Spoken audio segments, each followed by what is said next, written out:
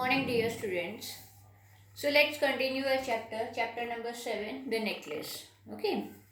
Now we were on that part of the chapter where they both were searching for the necklace which they have lost.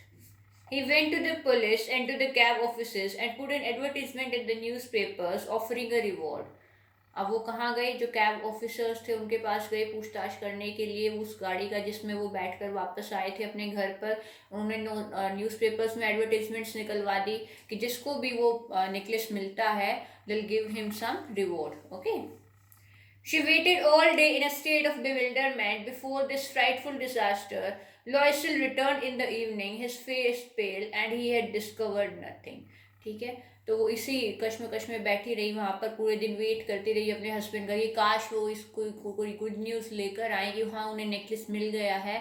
लेकिन जब वो शाम को अपने husband का पीला उतरा हुआ मुंह देखती हैं, she understands that nothing has been found till now. He said, write to your friend that you have broken the clasp of the necklace and that you will have to replace it. That will give us some time. Okay. तो वो कहते हैं कि तब तक हमको एक काम करना पड़ेगा कि write a letter to your friend कि सेइंग व्हाट कि you have broken the clasp of it, मतलब नेकलेस का कोई पार्ट आपसे टूट गया है और उसको रिपेयर करने के लिए हमने शॉप पे दिया है, तो that will give us some time to search the necklace. Okay. इस तरह से आपके फ्रेंड को पता भी नहीं लगेगा कि हमने गुम करा दिया है उनका necklace. She wrote as he dictated. At the end of a week they had lost all hope. लेकिन जैसे ही वीक वो ख़त्म हुआ, वो हफ्ता निकला, उनके सारी उम्मीदें जो है नेकलेस को मिलने की वो ख़त्म हो चुकी थी. And Loisel, older by 5 years, declared, "We must replace this jewel." तो लोइसल अब फाइनली जो उनके हस्बैंड होते हैं वो क्या कहते हैं कि अब हमारे पास और कोई चारा नहीं है बल्कि हमें इस नेकलेस को रिप्लेस करना पड़ेगा, एक एग्जैक्ट सेम नेकलेस हमें खरीदना पड़ेगा.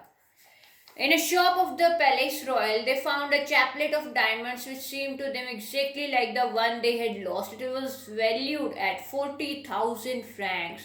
They could get it for 36,000 francs. Okay. तो एक जब वो डायमंड की शॉप पे जाते हैं, they find the exactly same diamond necklace which they had lost. Okay. तो वो सोचते हैं कि हम इस डायमंड नेकलेस को खरीद सकते हैं. And it was how much does it cost? It was 40,000 francs. Okay. जो उनको आफ्टर बार्गेनिंग 36,000 francs का मिल सकता था. Loisel possessed 18,000 francs which his father had left him. अब लॉयसेल के पास अपने कितने पैसे थे, अपनी जो संपत्ति उनके फादर जो उनके लिए छोड़ के गए थे, they were totally 18,000 francs, बहुत कम amount. He borrowed the rest, तो बाकी ऑफ कोर्स उन्हें उधार लेनी पड़ी. He made ruinous promises, took money from usurers and a whole race of lenders. उन्होंने बड़े बड़े जो उधार देने वाले होते हैं उनसे पैसे उधार लिए, उनको बड़े बड़े वादे करके कि हाँ मैं टाइम पर आपका पैसा चुका दूंगा. Then he went to get the new necklace, depositing on the merchant's counter 36,000 francs. और फिर वो उस शॉप पे गए डायमंड नेकलेस की और उन्होंने वो नेकलेस परचेज किया for 36,000 francs. When Madame Loisel took back the jewels to Madame Forestier, the latter said to her in a frigid tone, "You should have returned them to me sooner, for I might have needed them." Okay, उसे भी ज़रूरत पड़ सकती थी. Madame Forestier did not open the jewel box as Madame Loisel feared she would. तो वो उनके सामने उस बॉक्स को ओपन करके नहीं देखती हैं, जैसा कि मैडम लॉयसेल डर रही थी कि अगर इन्होंने ओपन करके देख लिया तो what would happen. What would she think if she should perceive the substitution? मतलब कि अगर वो सब्सटीट्यूशन, ये जो उन्होंने हेरा फेरी की है नेकलेस की, अगर वो पहचान लेंगी कि ये मेरे वाला नेकलेस नहीं है, ये तो कोई और नेकलेस है, then what would happen? What should she say? What should take her? Would she take her for a robber? कि क्या उन्हें वो चोर समझ लेगी? अगर वो समझ जाएगी ये हमारी रिप्लेसमेंट, तो कहीं वो उन्हें चोर समझकर पुलिस को ना दे दे. Madam Loisel now knew the horrible life of necessity. तो अब उन्हें अपनी जो ज़रूरतों की लाइफ होती है कि हमें लाइफ में किस चीज़ को प्रायोरिटी देनी चाहिए, कुछ कुछ उनके दिमाग में ये चीज़ बैठने लगी थी. She did her part, however, completely heroically. It was necessary to pay this frightful debt. She would pay it. They sent away the maid. They changed their lodgings. They rented some rooms in an attic. अब क्योंकि उन्होंने इतना बड़ा कर्जा उधार लिया था उस नेकलेस को खरीदने के लिए, तो of course they have to pay it back, है ना, चुकाना तो था ही। इतने बड़े बड़े प्रोमिस लेकर उन्होंने वो मनी जो लैंड ली की थी, तो अब उसके लिए उन्हें अपने सारे ऐशो आराम त्यागने पड़े। Means the maid they were having, they had to send it away, वो मेड हटानी पड़ी। जिस अपार्टमेंट में वो रह रहे थे उसको भी बेचना पड़ा, और एक बहुत ही कह सकते हैं कि जहाँ पर इतने ज़्यादा मतलब मिडिल क्लास से भी नीचे ऐसे किसी बहुत ही छोटे घर में जाकर उन्हें रहना पड़ा। She learned the arduous work of a kitchen. She washed the dishes, she washed the soiled linen, their clothes and dishcloths, which she hung on the line to dry. She took down the refuse to the street. Each refuse means जो भी कूड़ा उनके पास होता था, to the street each morning, brought up the water, stopping at each landing to catch her breath. तो अब उन्हें घर के A to Z सारे काम करने पड़े, right from the kitchen, from the filling water from there on the ground to her floor. Okay, कि हर सीढ़ियों पे उनको सांस रोक रोक के चढ़ना पड़ता था, चाहे वो कूड़ा ही फेंकने का काम क्यों ना हो, मतलब घर के हर काम अब उन्हें खुद करने थे। They sent away the maid, and clothes like a woman of the people, she went to the grocers, the butchers, and the fruiterers with her basket on her arm, shopping, haggling to the last sou of her miserable money। ठीक है, कि घर का हर एक सामान खरीदने के लिए, चाहे वो उन्हें किसी ग्रोसरी की शॉप पे जाना है, बुचर की शॉप पे जाना है, या फिर किसी फ्रूट वाले के पास फ्रूट्स बाय करने जाना है, वेजिटेबल्स बाय करने के जाने, हर पैसे के लिए कैसे एक जो घरेलू औरतें होती हैं कैसे हर पैसे के लिए एक एक पैसा बचाने के लिए बार्गेनिंग करती है, तो the same life now she was living. The husband worked evenings, putting the books of some merchants in order, and nights he did copying at 5 sous a page। तो उनके हस्बैंड भी सिर्फ उनकी जॉब की salary से अब काम चलने वाला नहीं था, तो वो भी एक्स्ट्रा पार्ट टाइम वर्क करने लग गए। रात में भी जैसे किसी मर्चेंट्स की बुक्स को ऑर्डर में रखना, फोटो पेजेस की फोटो कॉपीज निकालना, तो अपने कुछ चार्जेस पे वो एक्स्ट्रा वर्क करने लग गए। And this life lasted for 10 years, कि 10 सालों तक उन्होंने ऐसी जिंदगी जी। At the end of 10 years they had restored, और 10 सालों के बाद उन्हें रिस्टोर्ड यानी कि अब वो सारा कर्जा वो लोग चुका चुके थे। ठीक है, कि अब उन पर कोई भी पैसा किसी का उधार नहीं था। इन 10 सालों में उन्होंने इतना पैसा कमा लिया था कि वो अपने सारे जो उधार उन्होंने ले रखे थे वो सब उतार सके। Now madam लोइसल seemed old now, अब इतना काम उसने अपनी ज़िंदगी में पहले कभी नहीं किया था। अब जब 10 साल तक उसने ऐसी लाइफ जी है तो अब उसकी वो खूबसूरती जा चुकी थी, अब वो बूढ़ी दिखने लग गई थी। She had become a strong hard women, the crude women of the poor house hold work. ठीक है, कि जैसे कि किसी बहुत ही गरीब परिवार की जो लेडी होती है जो पूरे दिन काम करने से जैसी नज़र आती है, वैसी उनकी अपीयरेंस अब दिखाई देती थी। Her hair badly dressed, okay, her skirts और ये उनके कपड़े बड़े बुरी हालत में होते थे। Her hands red, she spoke in a loud tone and wash the floors with large pails of water. ठीक है, तो अब ऐसी उनकी लाइफ हो गई थी। She spoke in a loud tone, sorry, but sometimes when her husband was at the office she would seat herself before the window and think of that evening party of former times of the after ball where she was so beautiful and so flattered।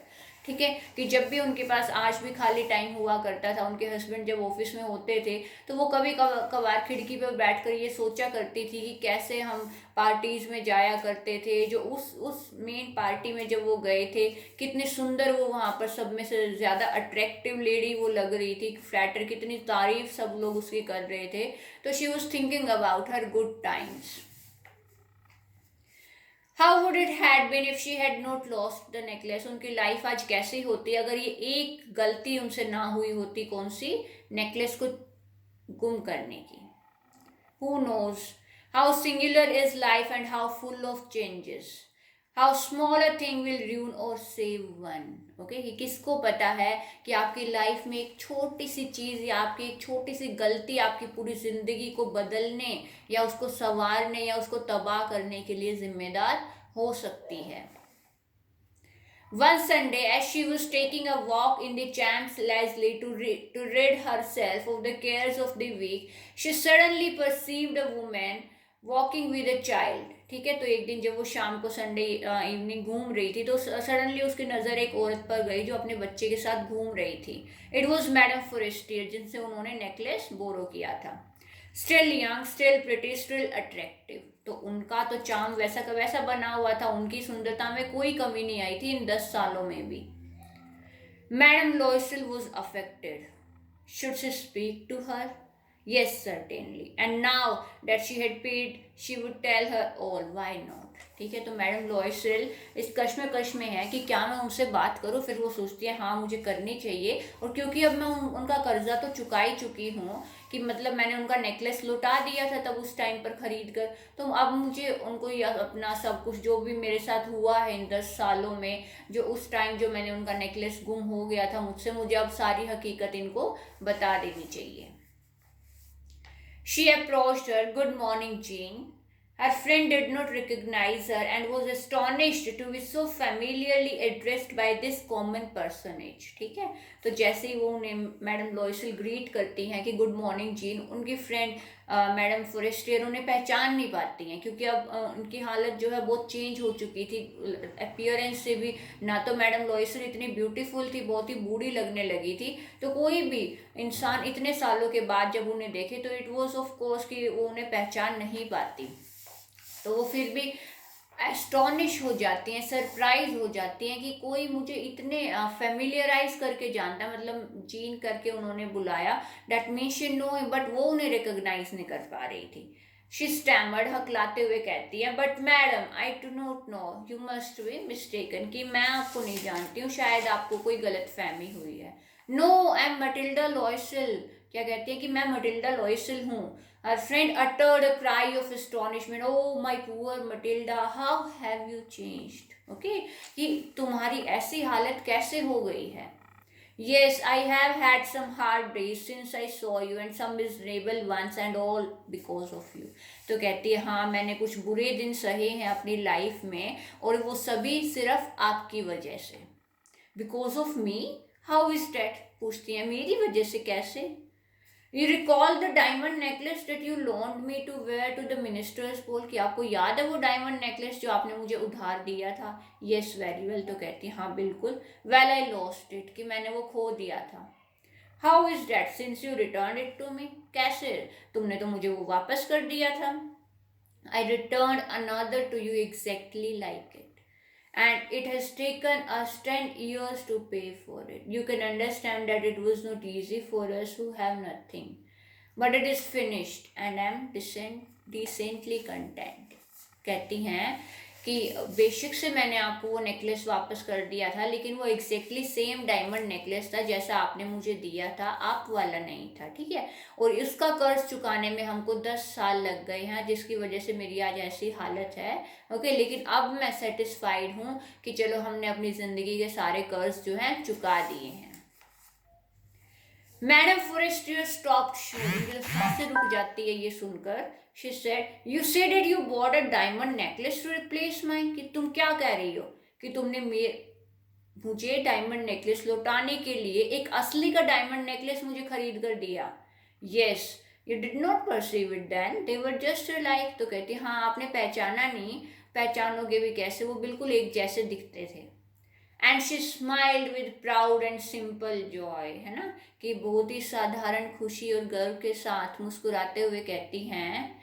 Madam Forestier was touched and took both her hands as she replied. तो अपने दोनों हाथों को मिलाकर उनसे कहती हैं कि oh my poor Matilda, mine were false, they were not worth over 500 francs. कि मेरे डायमंड नेकलेस जो थे वो झूठे डायमंड्स थे उसमें, मतलब वो नकली सेट था.